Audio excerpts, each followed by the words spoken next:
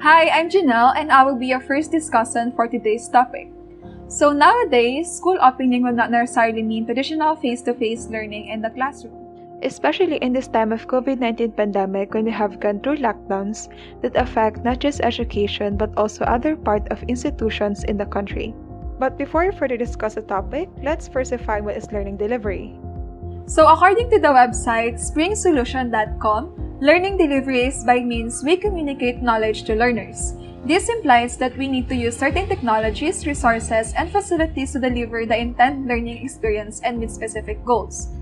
We have face-to-face, blended learning, technology-based e-learning, distance learning, and hybrid learning modalities. In this school, learning delivery modalities can implement perhaps one or combination of the following, depending on the COVID-19 restrictions and the particular context of the learners in the school or locality. But before we proceed to the discussion, let me first introduce to you our group members.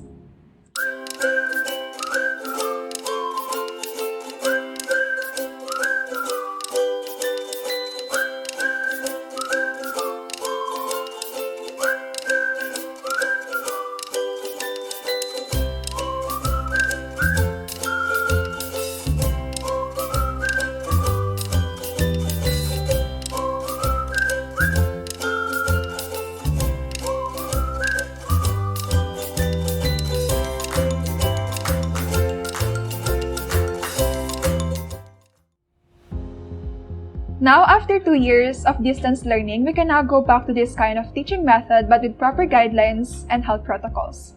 But before we dig into the topic, let's define first what is face-to-face learning delivery is. So face-to-face is teaching method where a course, content, and learning materials are taught in person to the learners, when it allows live interaction between the teachers and the students. Face-to-face learning is a really useful way to acquire knowledge and skills because it usually combines various ways of learning such as literacy texts, numeracy texts, discussion, presentation, projects, group work, film clips, demonstration, and practice. In a teacher-centered method of education, face-to-face learning is crucial because nowadays the education system has widely shifted away from the traditional face-to-face form of educational instruction depending on every student's needs. Face-to-face is really useful.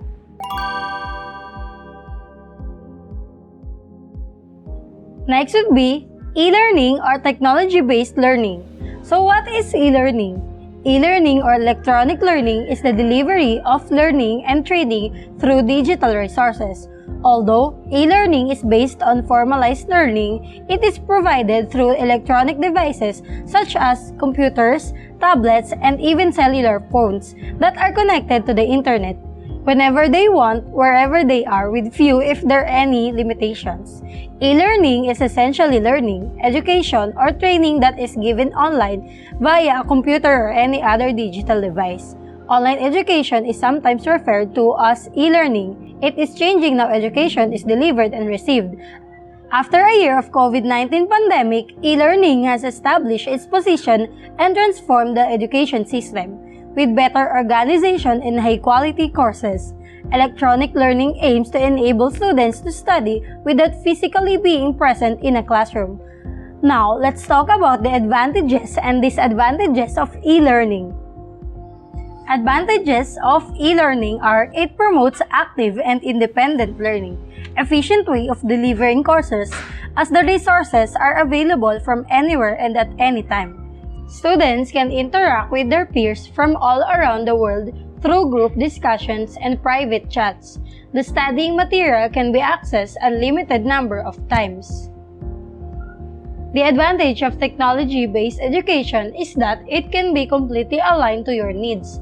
Everybody's demands are taken into account while designing online learning. This simply means that as technology has advanced, our ability to access content has completely changed. Whether it's books or newspapers, everything has moved into the digital sphere. You can save time and money using e-learning, which is one of its most obvious benefits. You can manage your schedule and take online courses at your most convenient time, whether early in the morning, late afternoon, or evening.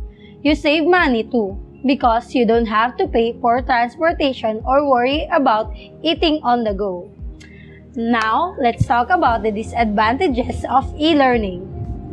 Disadvantages of e-learning are: security of online learning programs is sometimes questionable. The authenticity of the particular student's work cannot be confirmed. Not everyone is disciplined enough for self-training. The cons of e-learning is that it is not accessible to all of the people. There are people that cannot afford to pay for gadgets and internet that they can use for e-learning.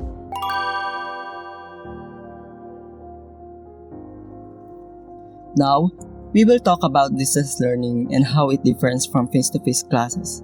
We experienced a pandemic from 2020 until the year 2022. Even schools were closed to maintain our safety and health. So, in the year 2020, distance learning was implemented so that students can still study and learn even during a pandemic. So, what exactly is distance learning? Distance learning, also called distance education, e-learning, and online learning form of education, in which the main elements include the physical separation of teachers and students during instruction and the use of various technologies to facilitate the student-teacher and student-student communication. So what is the difference between distance learning and face-to-face learning? Face-to-face classes are the traditional form where there is physical interaction between the students and teachers. Distance learning is an alternative form where the students and teachers do not meet physically, and learning commences through self-directed learning online or through modular. So that's it.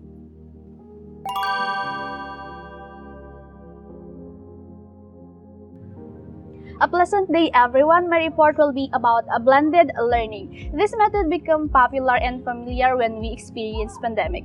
But before I start, let us define what blended learning is. Blended learning is defined as a method of teaching that integrates technology and digital media with traditional instructor-led classroom activities, giving students more flexibility to customize their learning experience. This can happen anytime and anywhere. Many schools began to offer blended learning for their students' options.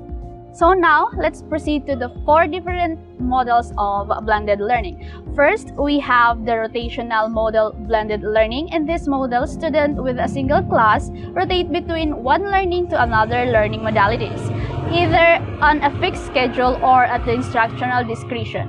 In this model, most of learning still occurs on physical campus or the brick and mortar.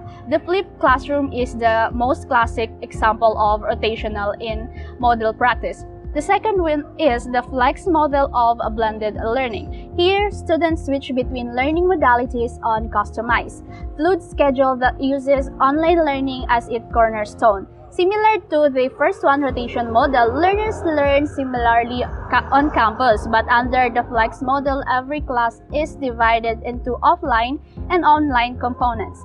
The third one is the La Carte model of blended learning. Under this model, a student takes one or more courses online in addition to traditional courses at brick-and-mortar campus. Unlike full-time online learning in the a la carte model, student is particular school may choose between online and offline courses at the convenience. And the last would be that enriched virtual model of learning. In this model, learning is divided between online and offline components. Although face time is required between student and teacher, in enriched virtual model, the student does not necessarily come to campus every day.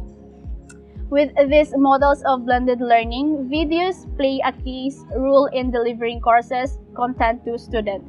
Regardless of the blended learning model chosen, the right video platform must allow teachers to focus on teaching rather than the technology.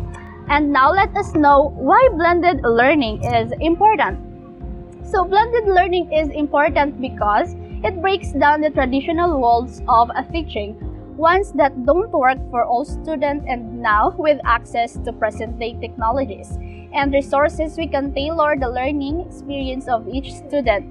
Blended learning also offers flexible time frames that can be personalized to each person, offering them the ability to learn in their own pace. Blended learning also combined the learning technologies and the learning traditional methods. Like the learning methods in blended learning comes with unique benefits and drawbacks that are important to consider with adopting the blended learning approach.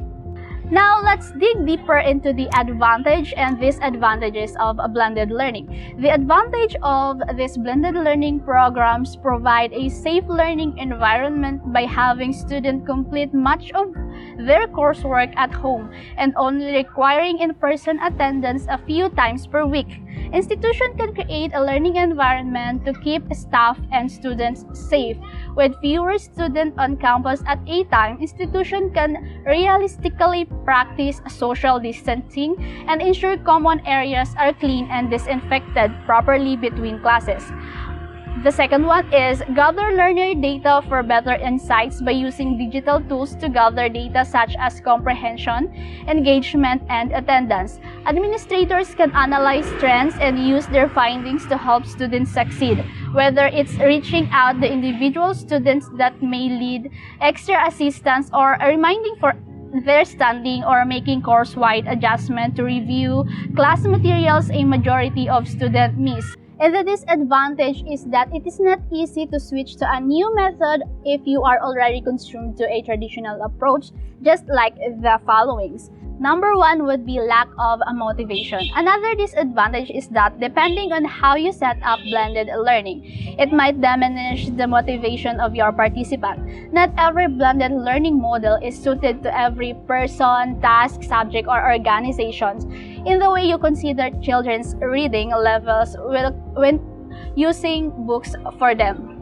The second one is plagiarism and credibility problem. Plagiarism is a well-known issue in the e-learning world. It might be hard for online learners to resist the temptation of looking up things on the web while learning from computer or smartphone. And that would be the end of this topic. I hope you guys have learned something in today's lesson. Now let's proceed to the next discussion. Thank you.